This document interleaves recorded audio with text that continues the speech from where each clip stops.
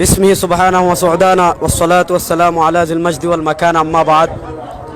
আলহামদুলিল্লাহ, আল্লাহ রাব্বুল আলামিনের অসংখ্য অগণিত শুকরিয়া। আল্লাহ রাব্বুল আলামিন অনেক অনুগ্রহ করে, দয়া করে আজকে আমরা একটি চমৎকার শুভক্ষণে উপনীত হয়েছি। বাংলাদেশের ইসলাম এবং মুসলমানের পক্ষে সবচেয়ে বজ্রকণ্ঠ যিনি, যার বজ্রকণ্ঠ পুরো বাতিলের তখ্ততাহসকে প্রকম্পিত করে তোলে।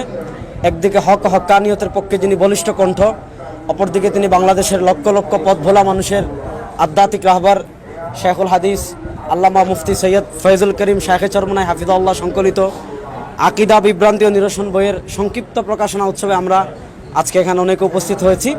আজকের এই বই নিয়ে আমরা খুব বেশি কথা বলবো না, আমরা আমাদের সকলের শ্রদ্ধাভাজন শেখ মুফতি সৈয়দ ফয়জুল করিম শাইখে চরমনাই হাফিজাহুল্লাহর সংক্ষিপ্ত অনুভূতি এবং দোয়ার মাধ্যমে বইয়ের প্রকাশনা উৎসব করবো ইনশাআল্লাহ।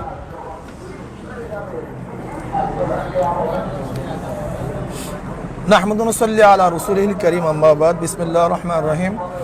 ইসলামের দুইটা দিক, একটা হলো আকীদা ও আমল। যদি আকীদা খারাপ হয়, আমল যতই সুন্দর হোক না কেন কোনোই কাজে লাগবে না। তো চরমনাইয়ের ব্যাপারে অনেকেই আপত্তি তুলে যে চরমনাইয়ের আকীদা ঠিক না, আহলে সুন্নাত ওয়াল জামাতের আকীদা চরমনাইয়ের আকীদা এক না। আমি তাদের ভুল ভ্রান্তি এবং তাদের এই সমস্ত কথাকে নিরসন করার জন্যই আমরা আকীদা নামে একটা বই ছাপিয়েছি। আশা করি আলহামদুলিল্লাহ আহলে সুন্নাত ওয়াল জামাতের আকীদা কি এবং তার বাস্তবতা কি এই ব্যাপারে আমরা ফুটিয়ে তোলার চেষ্টা করছি। এরপরেও যদি এর মধ্যে কোনো ভুল ভ্রান্তি, আহলে সুন্নাত ওয়াল জামাতের কোনো খেলাফ কোনো কথা এসে থাকে, তাহলে আমি অনুরোধ করবো আমাদেরকে জানিয়ে দেবেন। ইনশাআল্লাহ আমরা পরবর্তী সংস্করণে সেটা সংশোধন করে দেব।